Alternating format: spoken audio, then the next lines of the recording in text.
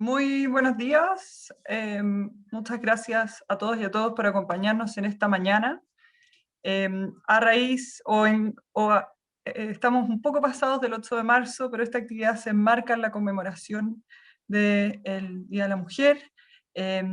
Y quisimos como Facultad de Derecho tener un espacio de conversación sobre los temas de género, pero también en cómo se enmarcan dichos temas en el proceso constituyente.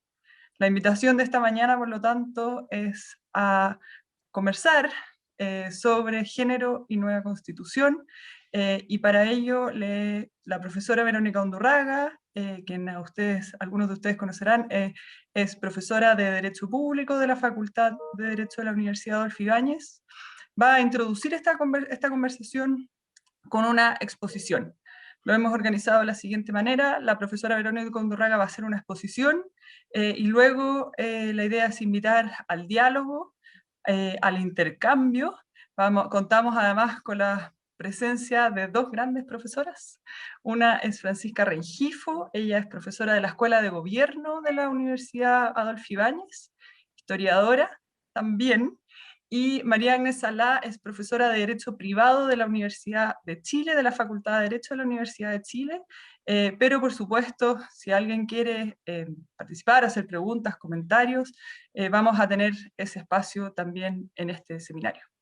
Así es que las dejo invitada a que, por supuesto, escuchemos atentamente lo que la profesora Undurraga va a exponer, pero también a hacerse parte de la conversación posterior. Verónica. Gracias, gracias decana. Bueno, buenos días, muchas gracias a todas y todos ustedes por estar acá. Quiero darle la bienvenida especialmente a nuestras queridas amigas y profesoras con quienes, eh, con la decana quisimos invitar para que participen en nuestro coloquio, de manera de ir mezclando experiencias, saberes, y que ustedes, las estudiantes sobre todo, vean en ellas los modelos que nosotros vemos en ellas, y en fin, simplemente porque disfrutamos y aprendemos de tenerlas cerca siempre. María Agnes Salá y Francisca Rengifo, muchas gracias por acompañarnos, sabiendo que tienen una agenda súper, súper apretada. Bueno, como decía Isabel, lo que vamos a hacer hoy es como muy sencillo. Voy a exponer tratando de no extenderme demasiado, nada más que para lanzar algunas ideas. Y bueno, yo empecé pensando en que mi exposición iba a ir para un lado, pero terminó hacia otro, digamos, pero, pero lo que quiero, o sea, podemos conversar sobre específicamente el proceso constituyente chileno y cuáles son los desafíos, cuáles son las estrategias que pueden tener las mujeres, pero quise hacer una especie también de homenaje a las mujeres que vinieron antes, eh, porque hay algo que normalmente nos olvidamos, y es que las mujeres han estado siempre presentes en los procesos constituyentes, solo que su voz no ha sido registrada. Así como las mujeres junto con los hombres han sido protagonistas de la historia, de la ciencia, de la filosofía, de la literatura, eh, digamos, igual en el derecho y en las discusiones sobre los procesos, sobre el constitucionalismo y los procesos constituyentes han estado presentes, pero simplemente no han sido visibilizadas, y ahora hay un trabajo de muchas investigadoras tratando de visibilizar esto, ¿no? En el caso de la historia, Francisca nos podrá contar más de esto. Hay que hacerse la pregunta sobre qué categorías y qué temas han sido considerados relevantes por los historiadores, y en esa selección probablemente vamos a descubrir la causa de exclusión de las mujeres como protagonistas, y de algunas categorías y temas que podríamos nosotros encontrar muy iluminadores ahora al momento de entender la historia, y que simplemente no han sido... no se han desarrollado, ¿no? En el caso del derecho constitucional, es impresionante cómo las mujeres que en su momento debatían y tenían correspondencia con los grandes nombres de la filosofía política y del constitucionalismo, al inicio del constitucionalismo, simplemente desaparecieron del mapa. Temas que ellas plantearon y que pudieron ser muy importantes y marcar el constitucionalismo, la historia del constitucionalismo, simplemente no trascendieron. Y aquí me recuerdo a Virginia Woolf, que escribió en A Rooms of One's Own, que se traduce como una habitación propia, con ironía este párrafo que de alguna manera nos demuestra nos cuenta cómo se escribe la historia, ¿no? Entonces abro comillas, dice, hace siglos que la mujer desempeña las veces de un espejo que tiene el poder mágico de reflejar la imagen del hombre al doble de su tamaño. Sin ese poder, la tierra probablemente sería todavía una cenagosa selva virgen. Las glorias de todas nuestras guerras serían desconocidas. El zar y el Kaiser no habrían ceñido sus coronas y tampoco las habrían perdido. Cualesquiera que sea su utilidad en las sociedades civilizadas, los espejos son esenciales para toda acción violenta y heroica. Y esta es la razón por la que Napoleón y Mussolini insisten tanto, con tanto empeño en la inferioridad de la mujer, pues si no fuese inferior, ellos dejarían de parecer tan grandes. ¿Cómo había de poder continuar el hombre juzgando, civilizando indígenas, dictando leyes, escribiendo libros, disfrazándose y haciendo discursos en los banquetes, si no pudiera contemplarse a la hora de las comidas del doble tamaño del que en realidad es? Bueno, con esa ironía empiezo, ¿no es cierto? Pero es sorprendente y hay harto de realidad en eso, ¿no?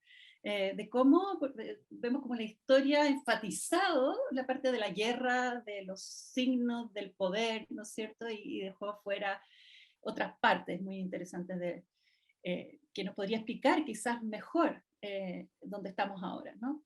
Bueno, es sorprendente y es muy importante que las feministas actuales, especialmente las jóvenes, es importante que no lo olviden. Es sorprendente, digo, cómo diagnósticos sobre el patriarcado y las demandas feministas que nos parecen muy actuales fueron ya formulados con la misma ironía y agudeza que mostraba Virginia Woolf por mujeres que nos precedieron hace siglos. Son un ejemplo de un escrito de María de Gournay, escrito en 1626, en que se refiere a la exclusión de las mujeres de los espacios de poder y sobre el lugar que se les reconocía a las mujeres. Es en 1626, principio del siglo XVII. Escribía: feliz tú, lector, si no perteneces a ese sexo al que se le niegan todos los bienes al privarle de libertad, de la misma manera que se les niegan también las virtudes, apartándolo de los cargos, los oficios y funciones públicas. En una palabra, excluyéndolos del poder, en cuya moderación se forman la mayor parte de las virtudes, para concederle como única felicidad, como virtudes soberanas y únicas, la ignorancia, la servidumbre y la facultad de hacer el tonto si ese juego le place. Feliz también el que puede ser sabio sin crimen. Tu condición de hombre te concede, por la misma razón que se les priva a las mujeres, cualquier acción de alto destino, cualquier juicio sublime y cualquier discurso de exquisita especulación.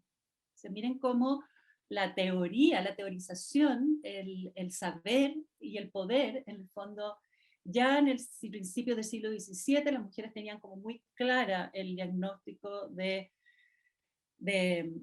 su exclusión, ¿no? Y miren este otro ejemplo, identificando cómo se educa a los niños inculcando estereotipos de género. Nosotros pensamos que el tema de los estereotipos de género es como el gran descubrimiento, ¿no es cierto?, del feminismo del siglo XX. Y este es un texto de Josefa de Amari Borbón, escrito en 1786. Los hombres instruidos y civiles no se atreven a oprimir tan a las claras a la otra mitad del género humano, porque no hayan insinuada semejante esclavitud en las leyes de la creación. Pero como el mandar es gustoso, han sabido arrogarse cierta superioridad de talento, o yo diría de ilustración, que por faltarle a las mujeres parecen estas inferiores.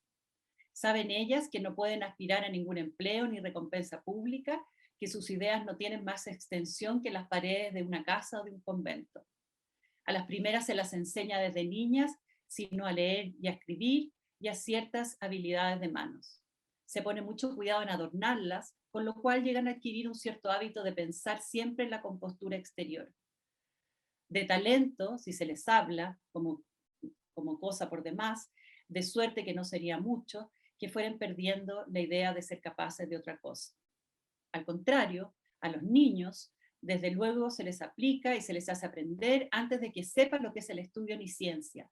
Oyen decir que hay universidades, que hay colegios, que hay empleos para los que cursan estos y aquellas. De este modo crece con ellos y se les hace natural la aplicación y el estudio, y no tardan mucho en coger el fruto de sus tareas. Si alguna mujer se dedica al estudio, es preciso que lo haga por ventaja y conveniencia que le resulta a ella misma, pues sabe que no puede aspirar a ninguna recompensa. Mucha magnanimidad de espíritu se requiere para emprender y seguir la penosa carrera de las letras con la sola complacencia de ilustrar el entendimiento. Y esta no solo era una constatación de costumbres sociales, sino que era un rol normativo de lo que se esperaba de la mujer. El propio Rousseau, en la misma época, a fines del siglo XVIII, describe que bajo la ley natural lo que corresponde a las mujeres respecto de los hombres es, comillas, agradarles, serles útiles, hacerse amar y honrar de ellos, educarlos cuando niños, cuidarlos para mayores, aconsejarlos, consolarlos, hacerles grata y suave la vida, son las obligaciones de las mujeres en todos los tiempos. Y esto es lo que desde su niñez se les debe enseñar. El hombre dice lo que sabe, la mujer dice lo que agrada. El uno para hablar necesita conocimiento y la otra gusto. El principal objeto de él deben ser las cosas útiles y el de ella las agradables. Todo lo que entiende a generalizar las ideas no es propio de las mujeres.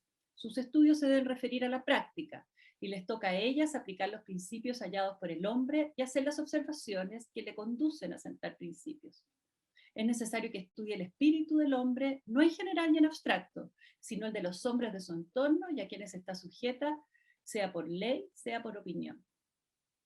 Sin embargo, hubo una mujer, Mary Wollstonecraft, que pone en duda la supuesta naturaleza femenina a la que se refiere Rousseau y dice: probablemente yo he tenido la oportunidad de observar más niñas en su infancia que Rousseau.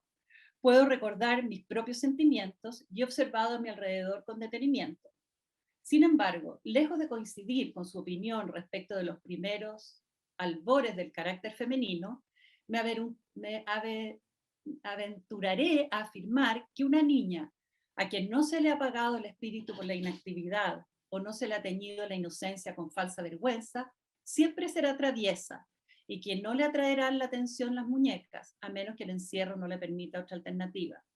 En pocas palabras, los niños y niñas jugarían juntos sin peligro, si no se inculcara la distinción de sexo mucho antes de que la naturaleza haga alguna diferencia. Durante la Revolución Francesa, las mujeres participaron activamente en las asambleas, en los clubes y en los salones y en las calles a favor de las ideas revolucionarias. Sin embargo, a pesar de las proclamas por la libertad general, de todos los hombres son iguales, ¿no es cierto?, libres, y pensando hombres como humanidad, sin embargo no se les reconocieron sus derechos políticos precisamente por el peso del rol que culturalmente se le asignaba a las mujeres. Pero hubo mujeres revolucionarias que tuvieron plena conciencia de la injusticia de su exclusión. Olympe de Gaulle proclamó en 1791, o sea, 2 años después de la Declaración de Derechos del Hombre y del Ciudadano, la Declaración de Derechos de la Mujer y la Ciudadana, que utiliza el articulado de la Declaración de Derechos del Hombre y del Ciudadano y lo modifica. Y por ejemplo, el artículo 1 dice: la mujer nace libre y permanece igual al hombre en derechos. El artículo 2: el objetivo de toda asociación política es la conservación de los derechos naturales e imprescriptibles de la mujer y del hombre. Estos derechos son la libertad, la propiedad, la seguridad y sobre todo la resistencia a la opresión. El artículo 6 dice: la ley debe ser la expresión de la voluntad general. Todas las ciudadanas y ciudadanos deben concurrir, ya sea personalmente a través de sus representantes, a la formación de dicha ley. Esta debe ser la misma para todos. Todas las ciudadanas y todos los ciudadanos, al ser iguales a los ojos de la ley, deben ser admitidos por igual a cualquier dignidad, puesto o empleo público según sus capacidades, sin otras distinciones que las derivadas de sus virtudes y sus talentos. Y esta conciencia y exigencia de igualdad se mantuvo viva, como queda muy claro, por ejemplo, a través del tiempo, y queda muy claro en uno de los hitos del inicio del movimiento sufragista en Estados Unidos, en la convención de Seneca Falls y en la declaración de Seneca Falls ya de 1848, que fue el primera como convención propiamente identificada como feminista, ¿no? Y ahí se dijo: decidimos que todas aquellas leyes que impiden que las mujeres ocupen en la sociedad la posición que su conciencia le dicte, o que la sitúen en una posición inferior a la del hombre, son contrarias al gran precepto de la naturaleza y por lo tanto no tienen ni fuerza ni autoridad. Decidimos que la mujer es igual al hombre, así lo pretendió el creador, y que por el bien de la raza humana exige que sea reconocida como tal. Decidimos que es deber de las mujeres de este país asegurarse el sagrado derecho a votar. Las feministas inglesas siguieron a las estadounidenses en la lucha por el sufragio y esto se transformó después en un movimiento internacional muy importante con participación activa de feministas de América Latina. Y bueno, las mujeres inglesas consiguieron el voto en 1918, las estadounidenses en 1920 y la mayoría de los países, incluyendo América Latina, algún tiempo después, ¿no es cierto? No voy a seguir con la historia del feminismo, me voy a quedar en este momento de la segunda ola feminista. La primera fue la de las pensadoras del siglo XVIII, porque probablemente ustedes conocen lo que sigue en esta historia hasta nuestros días, cómo las mujeres se dieron cuenta de que no bastó con el sufragio para lograr la igualdad y la plena ciudadanía, y voy a cambiar a una reflexión más específicamente constitucional para mostrar cómo esas dificultades hacia la plena ciudadanía están reflejadas en la historia del constitucionalismo. Desde las primeras declaraciones de derechos del constitucionalismo liberal del siglo XVIII, ya estaba muy presente de forma muy explícita la universalidad de la promesa emancipatoria respecto de toda la humanidad. Y la historia del constitucionalismo no es más que la historia de ir dando pasos para ir demostrando que vivimos a la altura de esa verdad, o de ese momento de iluminación, en el fondo en que se declaró que todas las personas nacen libres e iguales en dignidad y derecho. Se decía, se hablaba de hombres, pero se hablaba de los derechos de la humanidad también, ¿no?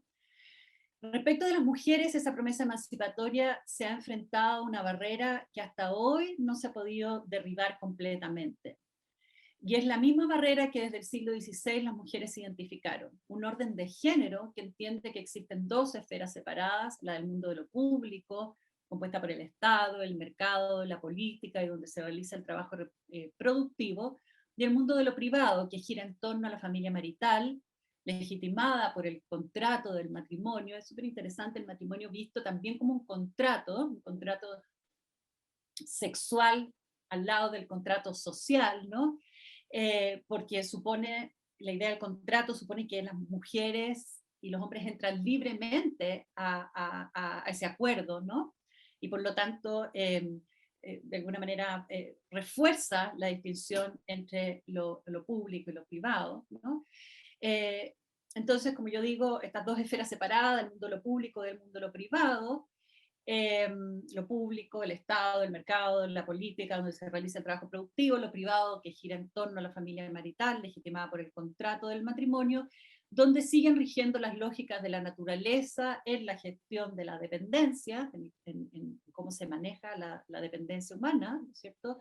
Donde se realiza el trabajo biológico, reproductivo y el trabajo de reproducción de la vida en el sentido del cuidado, el cuidado de los niños, el cuidado de los viejos, el cuidado de las personas enfermas, el cuidado de las personas discapacitadas, la reproducción de la vida en el sentido de la comida, de la limpieza, etcétera, ¿no?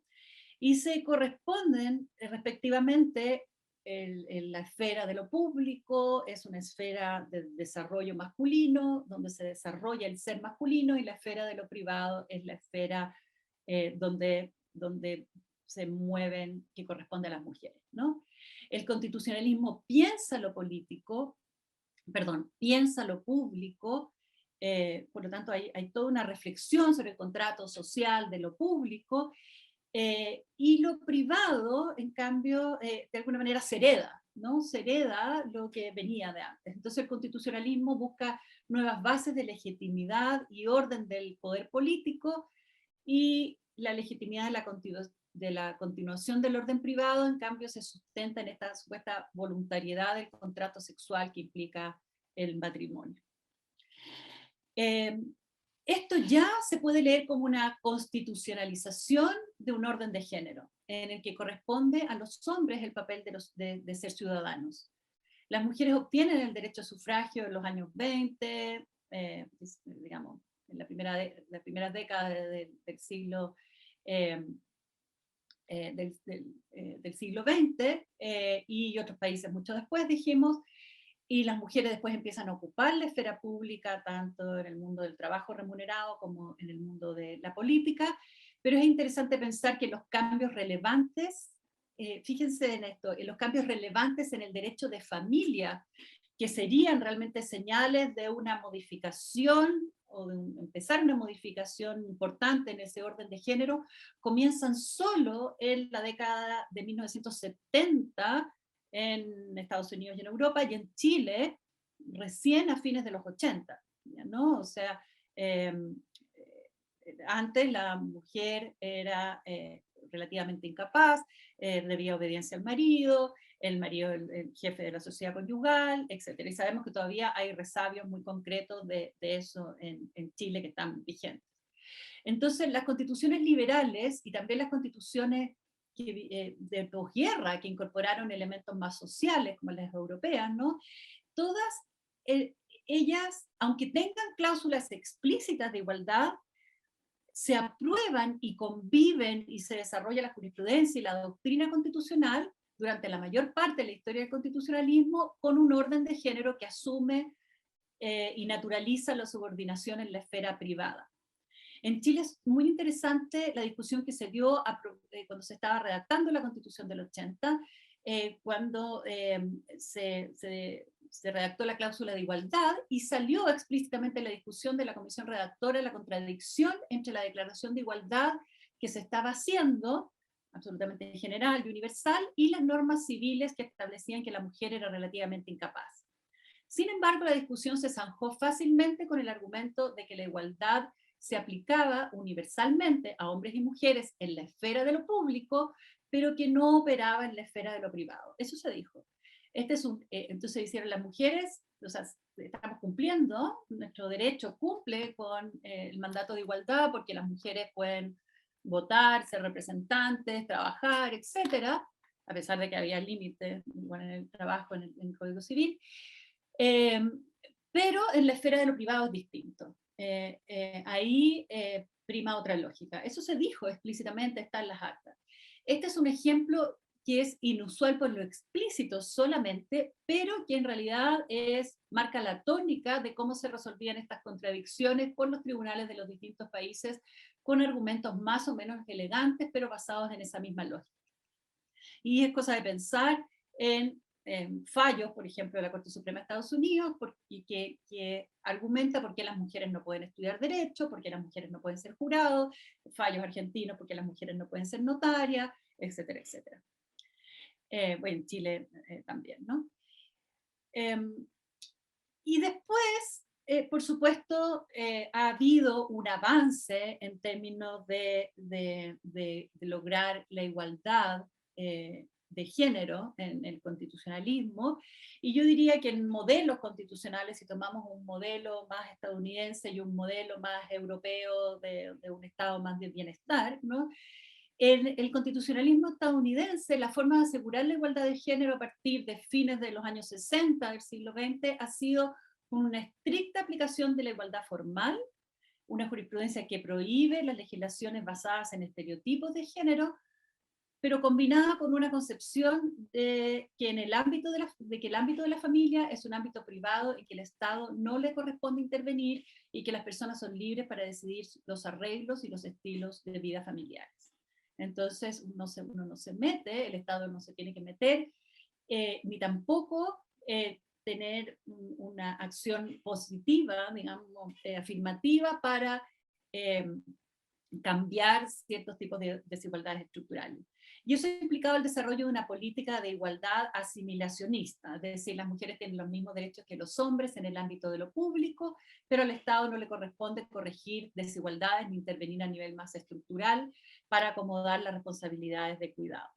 En la práctica, por supuesto, la carga del cuidado sigue recayendo en los hombres de las mujeres y sigue siendo un obstáculo, si no jurídico, sí material, para la verdadera igualdad.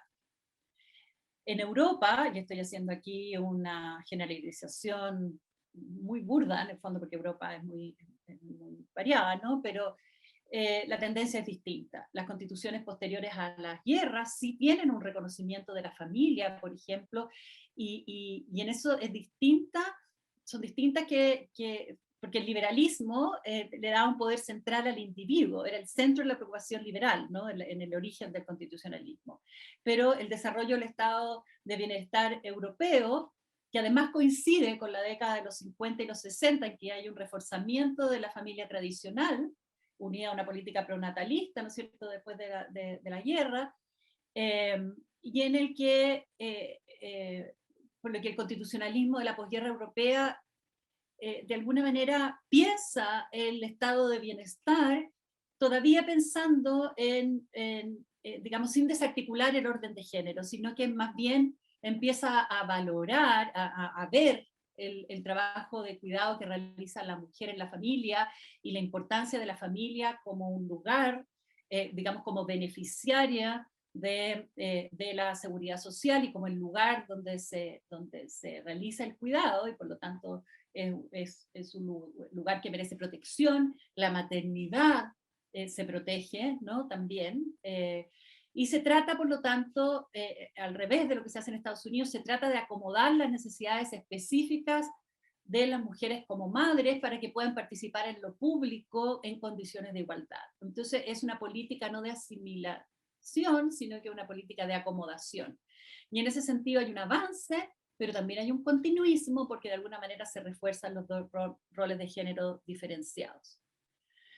Entonces, lo que pareciera necesitarse, y que hay ciertos atisbos en el constitucionalismo, yo diría nórdico, pero también, y aquí quiero hacer una breve pasada para terminar, el constitucionalismo latinoamericano, digamos, actual, lo que pareciera necesitarse para superar estas limitaciones es una especie de tercera vía en que se reconozca la centralidad política del trabajo de reproducción y de cuidado, pero que al mismo tiempo desafíe los roles tradicionales de género. Y eso no es fácil, ¿no es cierto? No es fácil, o sea, es mantener la centralidad del cuidado, porque en el fondo el mundo de lo privado subsidia absolutamente el mundo de lo público. El mundo de lo público no puede funcionar.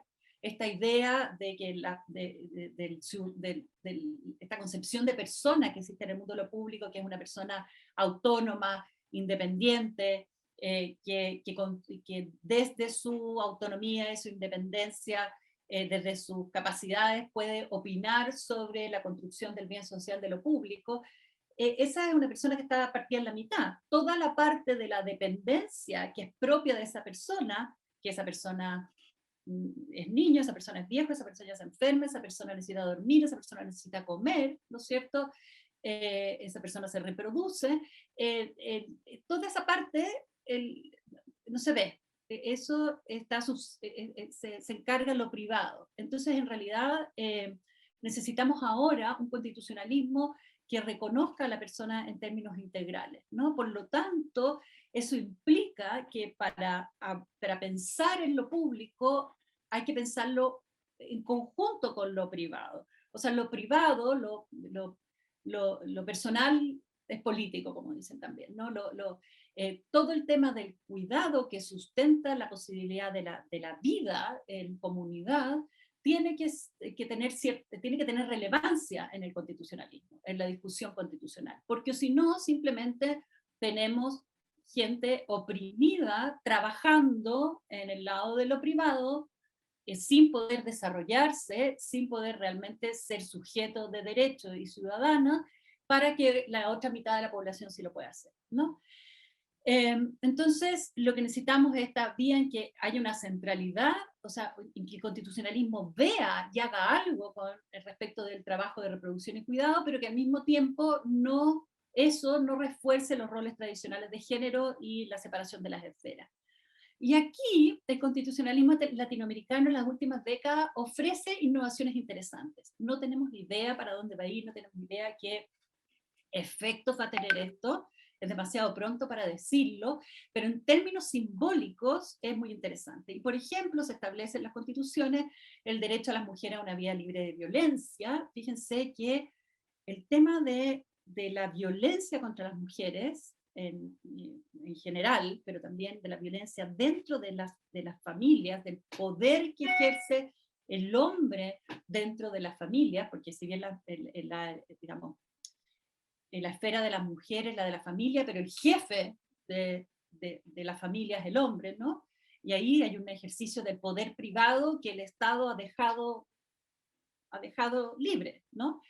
El derecho de las mujeres a una vida libre de violencia se empezó a conceptualizar a fines de la década de los 90, recién en Estados Unidos, ¿no? Y en Europa. Entonces es realmente muy nuevo. Entonces, esto de poner en las constituciones un derecho de la mujer a una vida libre de violencia, cuando las constituciones desde el inicio son precisamente son herramientas para frenar la violencia, ¿no? Es muy interesante, ¿no? Porque esta violencia es nueva, recién aparece.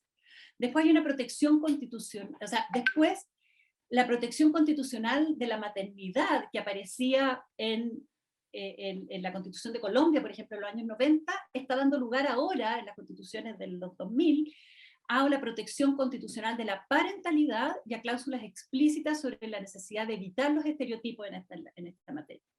Hay una reconceptualización del trabajo de cuidado como trabajo productivo, digamos, o sea, demostrar el trabajo de cuidado como el trabajo productivo y no como decía una jueza una jueza de familia que decía esta idea de los hombres permanentemente repiten en los tribunales de familia de las mujeres diciendo tú eres una mantenida, ¿no? Esa idea no, ella está haciendo trabajo productivo para la sociedad y la familia.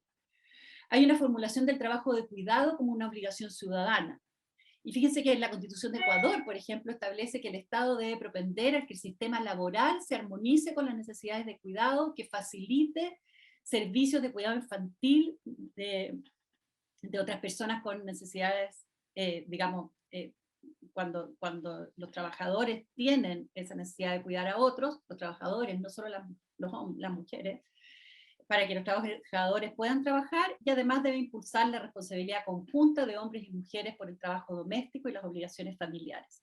Esto se pone en el mismo artículo prácticamente que enumera otras obligaciones ciudadanas, otros deberes ciudadanos. Entonces, por supuesto, no sabemos, y con esto termino, qué efecto van a tener este tipo de cláusulas, si son de por sí sumamente interesantes porque corresponden muy claramente a una evolución del constitucionalismo, no son una rareza mirado, digamos, en la línea del tiempo, sino que un paso más en la identificación de las barreras para el logro de la igualdad prometida por el constitucionalismo en sus orígenes. Lo que pasa es que ya es un paso evidente de que este camino lleva a una desarticulación de uno de los pilares fundamentales sobre los que se construyó el constitucionalismo como se lo conoce, que es el orden de género, ¿no?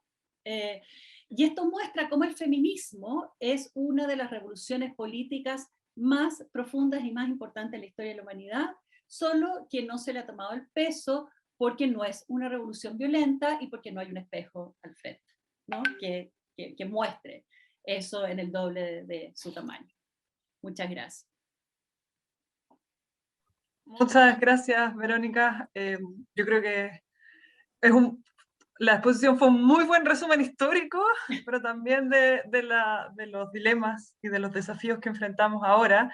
Así es que no estaba fácil hacer eso en menos de, no sé, 45 minutos o 40 minutos. Así que muchas gracias.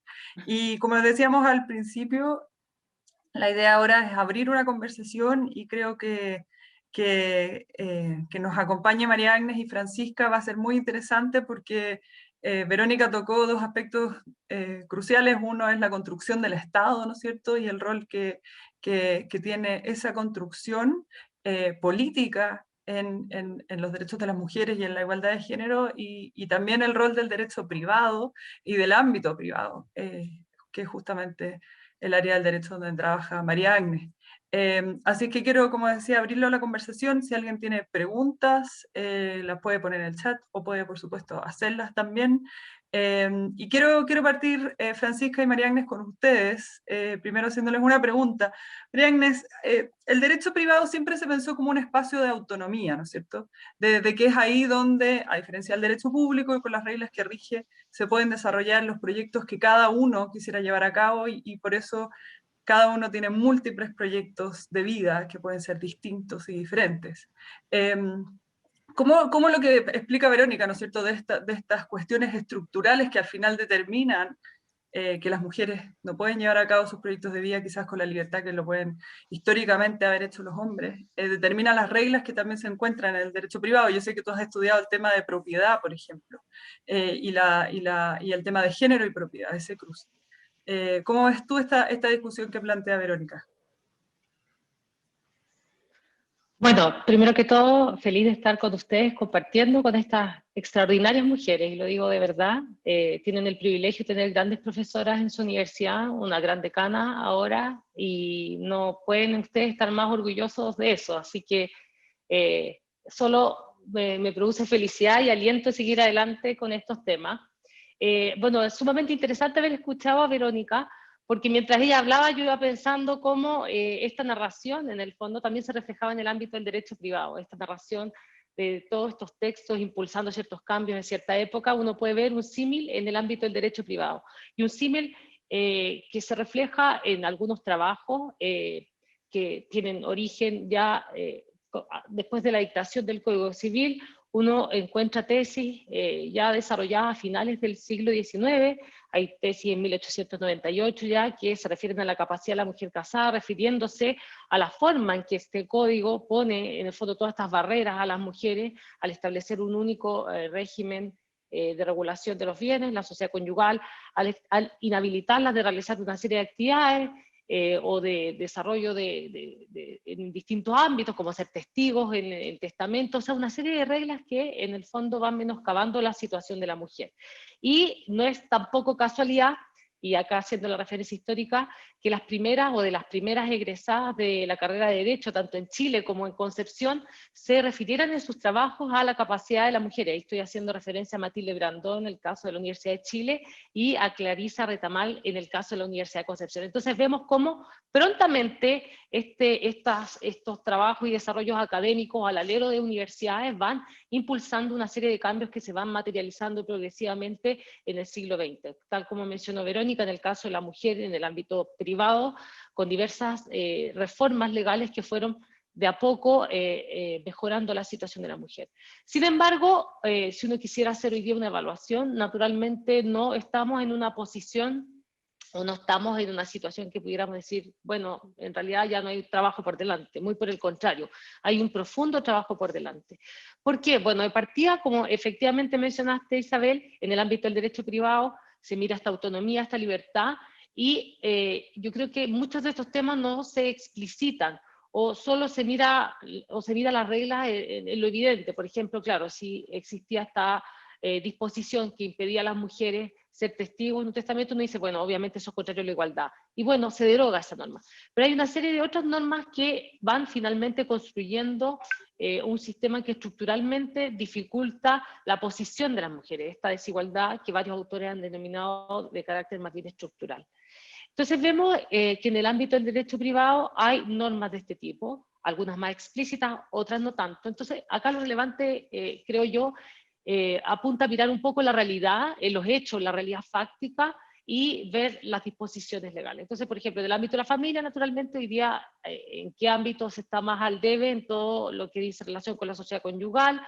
Ustedes bien saben que el marido es el administrador ordinario de la sociedad conyugal, y eso genera un impacto profundo en la mujer. Un impacto profundo en la mujer, en el caso, y esto acá hago el vínculo con la propiedad, el empoderamiento económico, la libertad de la mujer también parte de la base del empoderamiento económico, y hay múltiples, hoy día, gracias a un trabajo tanto público como privado, hay múltiples estadísticas que dan cuenta de cuál es la situación de las mujeres en este ámbito. Entonces, está constatado que las mujeres tienen menos patrimonio, menos propiedad que los hombres, tanto de bienes como muebles como inmuebles, es decir, propiedades, qué sé yo, casa, habitación o bien, no sé, de lo que yo he encontrado, automóviles, reciben remuneraciones menores que los hombres, pensiones menores que los hombres, y también desarrollan trabajos no remunerados, que generalmente van en beneficio del grupo familiar, estos trabajos llamados de cuidado, ya sea de niños, también de ancianos. Hoy día la población se envejeció, entonces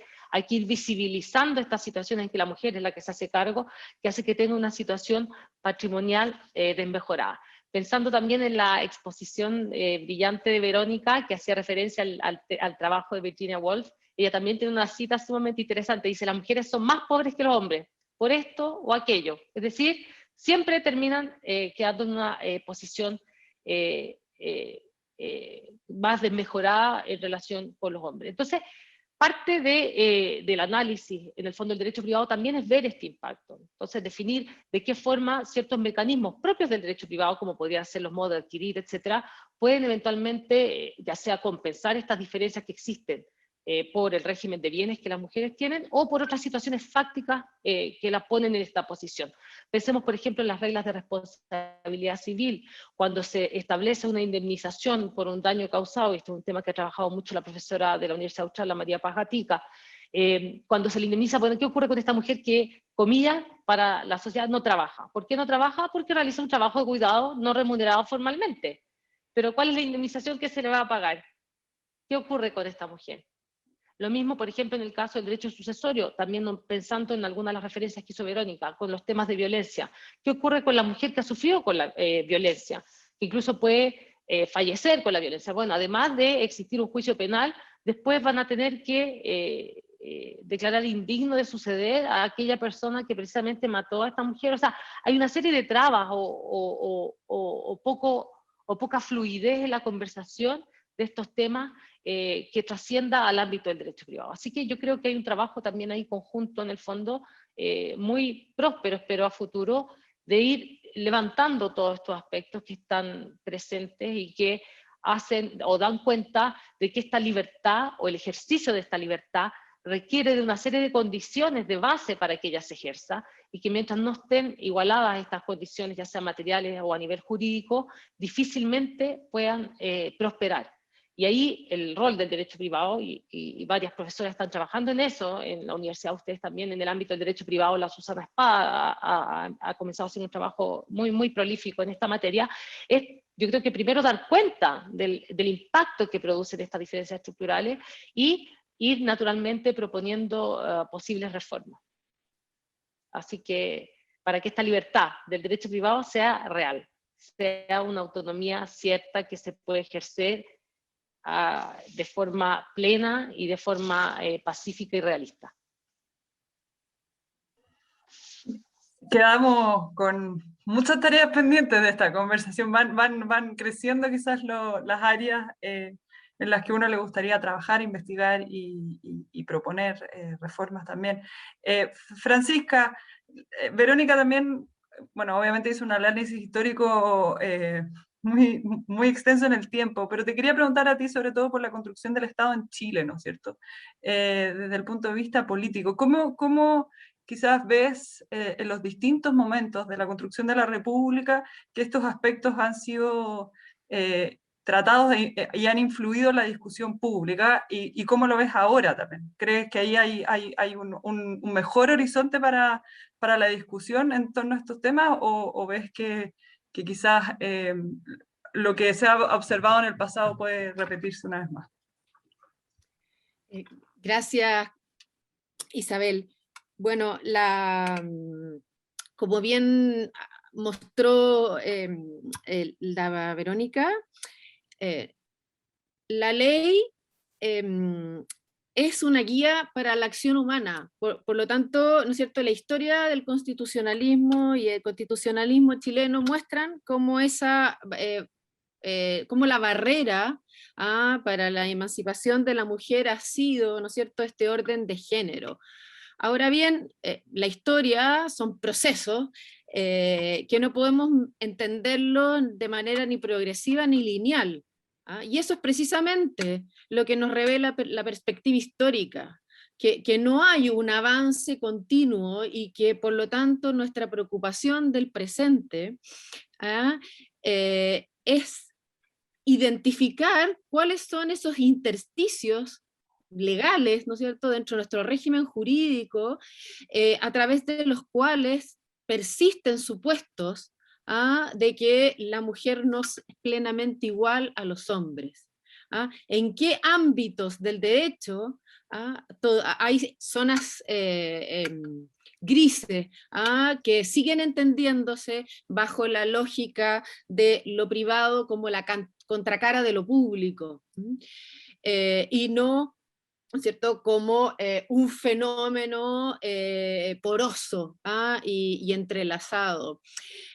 Creo que nuestra historia republicana nos dice mucho al respecto, cómo durante las luchas de independencia, en las primeras décadas de formulación de una constitución para la República, en Chile no se planteó la discusión respecto del lugar que debían ocupar las mujeres en lo público. Y esa es una gran diferencia con la Revolución Francesa y con los primeros años de la historia de Francia como nación, en que sí se debatió, en que Condorcet defendió los derechos de la mujer, o todos los individuos, todos los seres humanos tenían los mismos derechos o ninguno. Ese fue su argumento.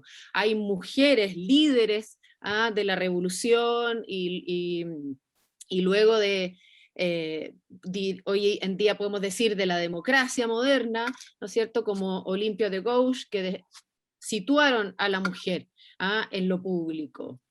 Y específicamente en lo político, porque esa es otra asimilación, ¿no es cierto?, que también hemos construido, lo público como solo lo que es político. En cambio en Chile eso no ocurrió. Entonces ahí hay una diferencia que la historia comparada nos muestra, en la que los historiadores debiéramos preguntarnos ¿por qué?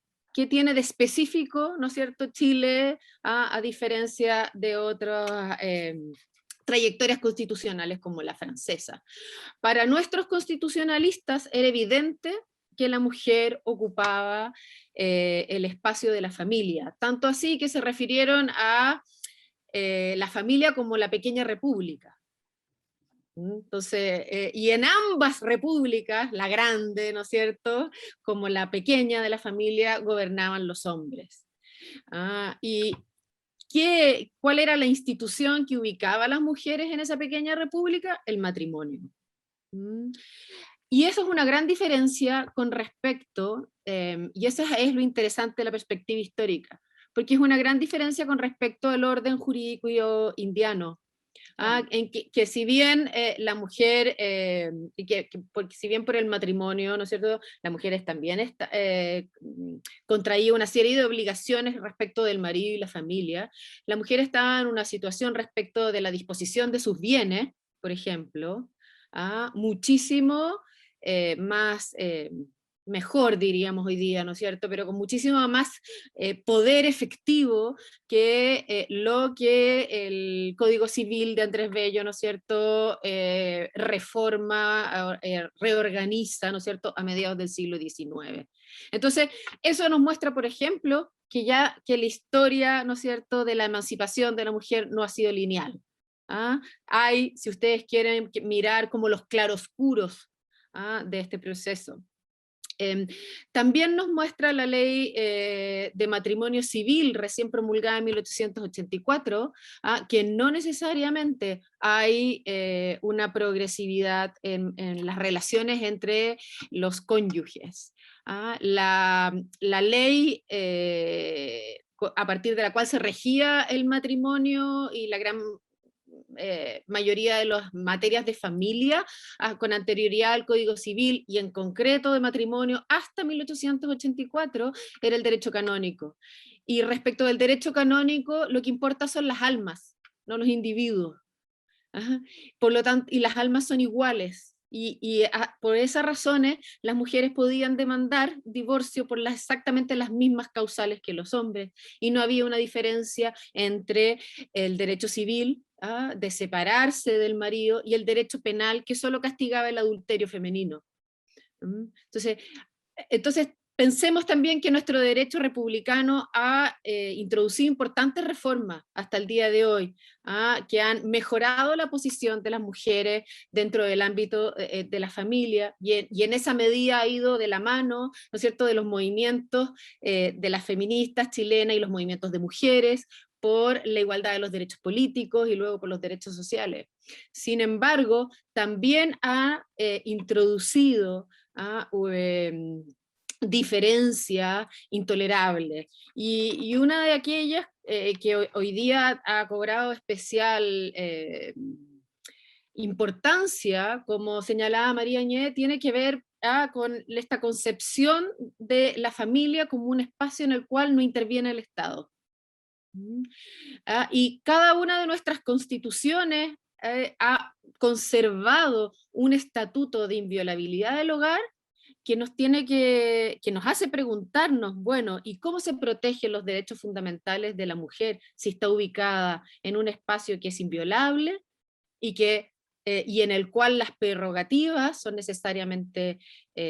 necesariamente, perdón, pero han sido como entregadas en manos de los hombres? Queremos, yo sé que cada intervención nos abre quizás muchas más preguntas, a mí me surgen muchas preguntas de lo que acaba de decir Francisca, pero quiero abrirlo a las preguntas y comentarios de quienes nos acompañan hoy. Veo María Elena Riquelme levantó la mano y veo que también hay una pregunta en el chat que quizás la podemos sumar también a las de inmediato, que es sobre el artículo 203 del Código del Trabajo, ¿no es cierto?, que tiene que ver con la sala cuna y cómo se asigna el pago de la sala cuna para aquellas trabajadoras de más, las empresas que haya más de 20 trabajadoras, si no me equivoco. María Elena, por favor, ¿puedes prender tu micrófono? Hola, buenos días. Sí, yo quería partir agradeciendo en realidad esta instancia, me parece muy iluminadora realmente. Y quería aprovechar también, ya que están las profesoras y la decana acá, de preguntar si existe dentro de la facultad alguna agrupación que reúna tanto a las profesoras como a las alumnas para seguir estudiando e incluso creando nuevas discusiones sobre la ley y la mujer y los roles que se encuentran establecidos en la legislación chilena. Entonces, por un lado quería agradecer y por el otro quería aprovechar de preguntar si existe eso dentro de nuestra facultad.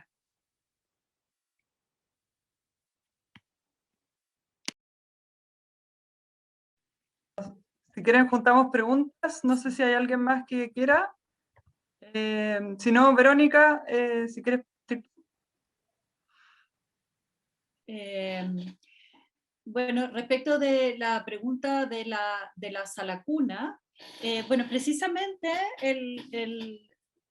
digamos, esa es una típica norma protectora de la mujer y de la maternidad, y dictada con una intención, en el fondo, benéfica, ¿no es cierto? Pero que tiene un impacto, como bien dice Chiara, tiene un impacto en la contratación femenina. Entonces, ese es precisamente el tipo de norma que en Estados Unidos se consideraría inconstitucional, y que ahora también en la mayoría, digamos, de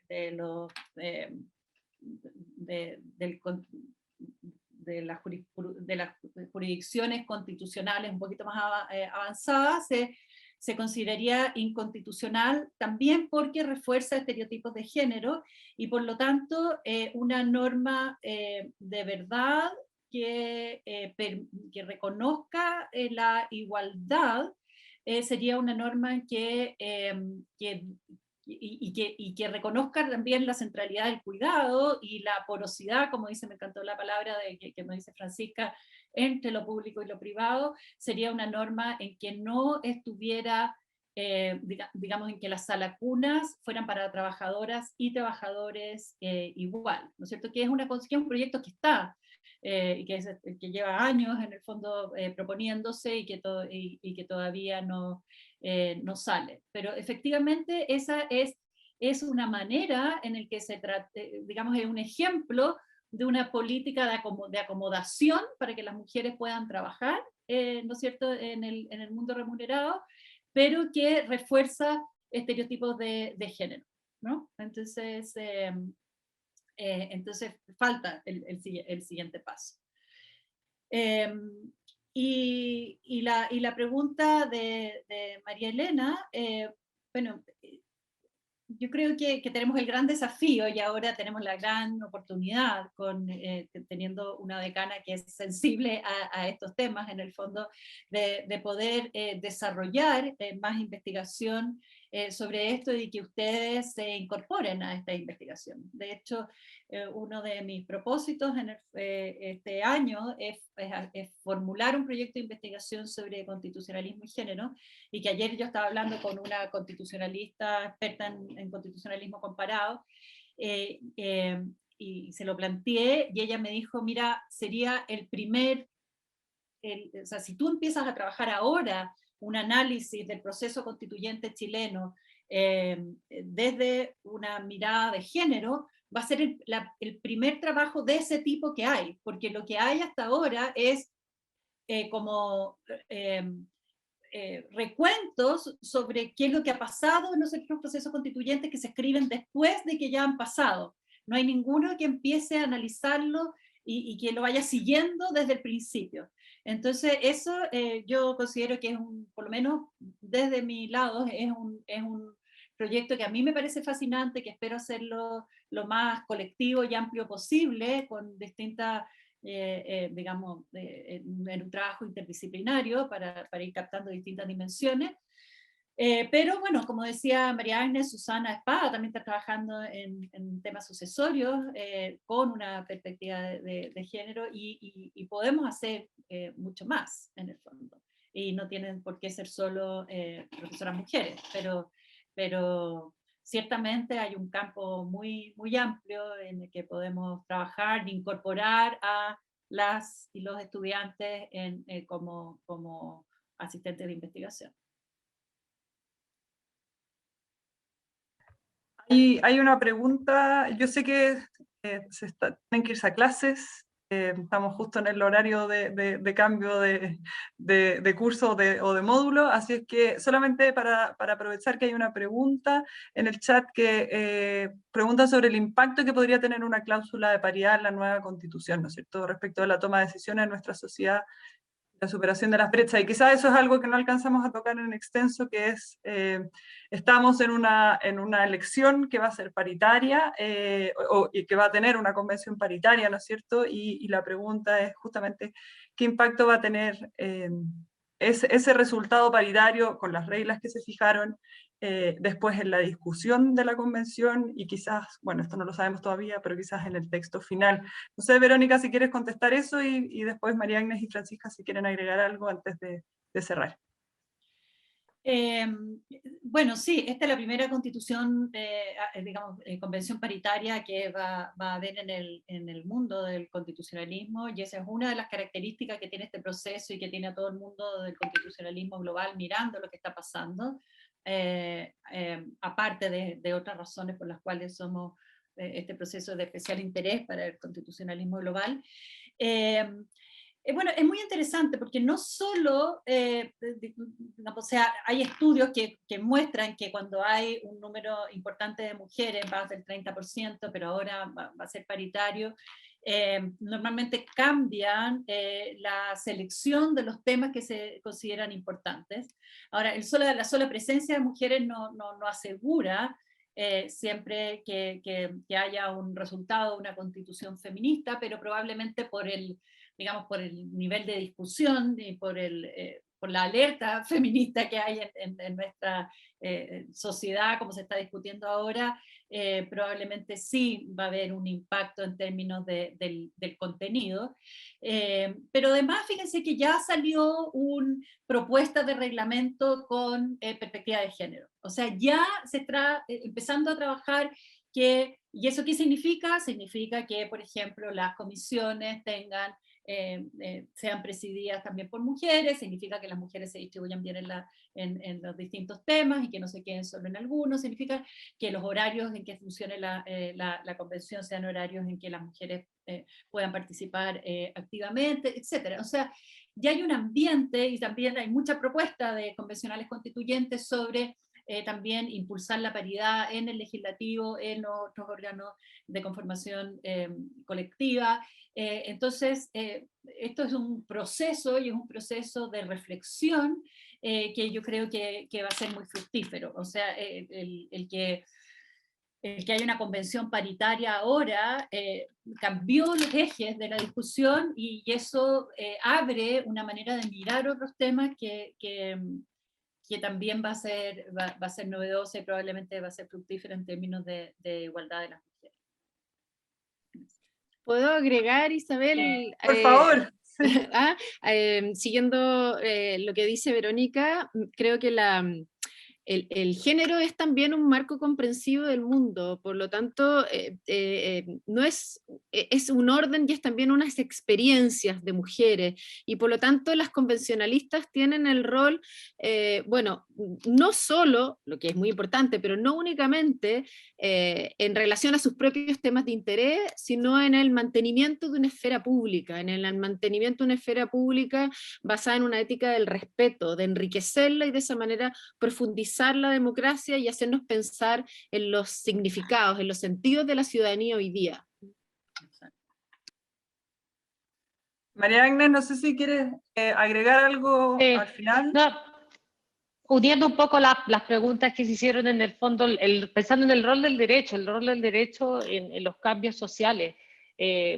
Cuando yo estudiaba introducción, al menos en mi época, muchas veces cuando se referían al proceso de formación de las leyes, claro, muchas veces las leyes ya reconocen una realidad que está sentada. Estoy pensando, por ejemplo, la reforma sobre la afiliación, claro, se constata una realidad, se constata, por ejemplo, el nacimiento de hijos fuera del matrimonio, etcétera, y el derecho queda obsoleto hasta esta realidad. Pero también está el derecho como un motor de cambio de realidades, pensando también quizás un poco lo que dijo Verónica. Se dice este reglamento de funcionamiento de sala pensando en la maternidad, pues ojalá que sea pensando en la parentalidad, de forma que también se vaya prospectivamente generando un cambio de que hay temas que son roles compartidos, que no se deben atribuir a las mujeres, como pensándolo también como el derecho como un motor de cambio hacia el futuro. Entonces, pensar en estas dos formas o funciones tan abiertas, tan amplias, tan fantásticas que tiene el derecho, de manera de reconocer realidades por una parte, de lo cual ya nos manifestamos bastante en nuestras exposiciones, y también de generar un cambio prospectivo que beneficie en el fondo la situación desde esta mirada de género. Eso. Muchas gracias, le agradezco en primer lugar a la profesora Undurraga por darse el tiempo, por hacer una exposición muy condensada de muchos temas y de historia, así es que creo que nos va a servir mucho para la discusión que va a tomar aún mayor fuerza en los meses que vienen. Le agradezco muy especialmente a las profesoras María Agnes Salá de la Universidad de Chile y a Francisca Rengifo de la Escuela de Gobierno de la Universidad Adolfo Ibáñez por participar en la discusión, y por supuesto a todas y a todos ustedes quienes nos acompañaron hoy. Yo sé que habían muchas estudiantes y tenían que irse a clases, pero yo creo que si hay algo que quedó claro de esta conversación, es que queda mucho por conversar, queda mucho por avanzar.